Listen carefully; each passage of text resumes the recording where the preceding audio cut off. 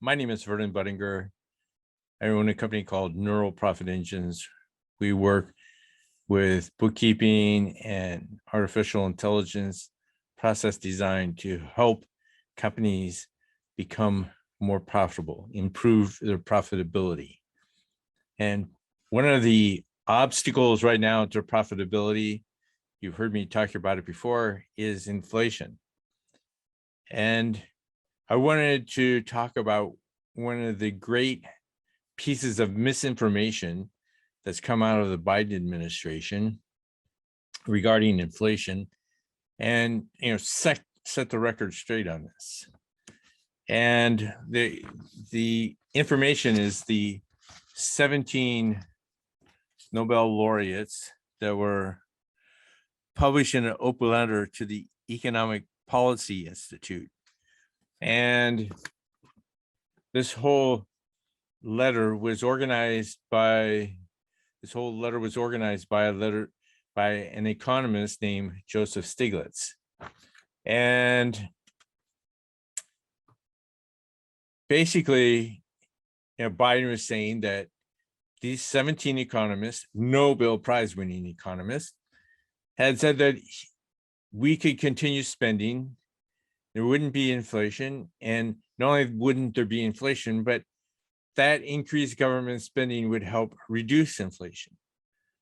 Now, his logic is that if the government's buying material, if the government's buying supplies and giving it to people, then people don't have to pay for it. It's going to reduce the prices they have to pay. It's going somehow, that fact that they're not buying it is going to reduce prices because they don't have to deal with that expense. However, now, has anyone ever asked the question, well, someone's buying it.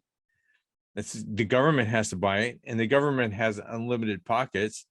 And, the government's never been known to work out the most favorable economic or profitable low-cost solution when it comes to this type of thing.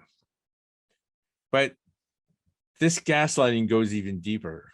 There's really severe misinformation, misdirection information, and the truth that's occurred. And let me get my presentation up. Now, the first slide is the actual open letter from the economists. And it's important because you have to understand exactly what they say. And I've highlighted, the information in yellow. So these are the economists, we believe that key components of this broader agenda are critical. Broader agenda being, at the time, it was called Biden's Build Back Better program, which has been completely destroyed and then is now kind of emerging as some other type of beast. So key components of this broader agenda are critical, including tax reforms that make our tax system more equitable and that enable our system to raise the additional funds required to facilitate necessary public investments and achieve our collective goals. Now, that's very important because what are they saying? They're saying that we need to reform the tax system if you're going to start spending so much money, and you need to develop the ability to raise the money for this additional spending from taxes, because that's going to be the best method for facilitating necessary public investments. So I agree with that, but that's not what the government's doing. Just like every other policy, the government isn't really attacking the difficult problem of fessing up and admitting that they're going to have to raise taxes on everyone and not just billionaires.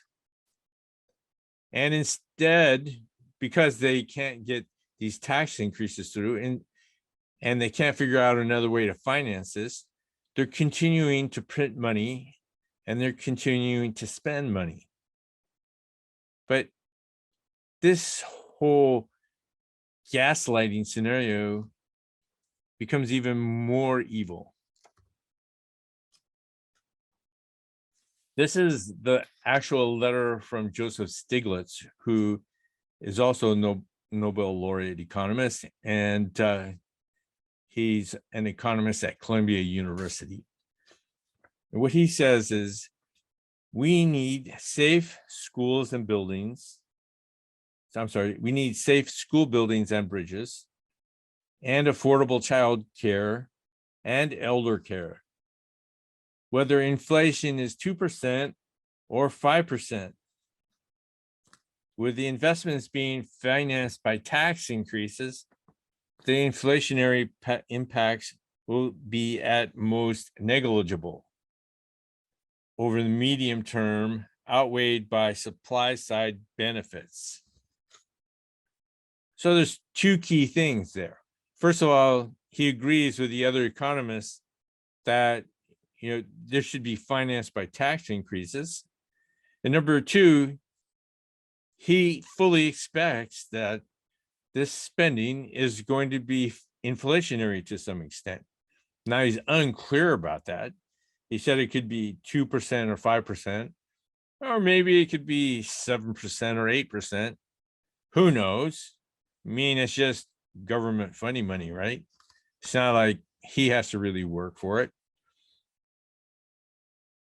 And that inflation, the inflation that this program generates is necessary because we need the school buildings and bridges, and that eventually there's going to be supply side benefits that outweigh, the cost from increasing demand with such ferocity, so much spending.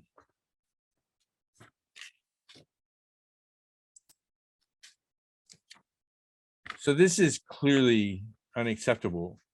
I mean, these scientists put out, a well thought out letter, and President Biden and his administration are just completely taking information out of context and claiming that they can continue spending without being fiscally responsible,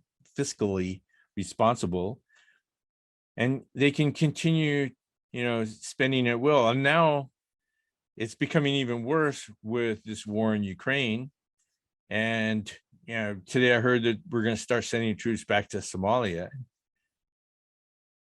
It's just got to stop. And people have to start telling the truth about inflation and where inflation is coming from and what's driving it and what the expectations are for the future.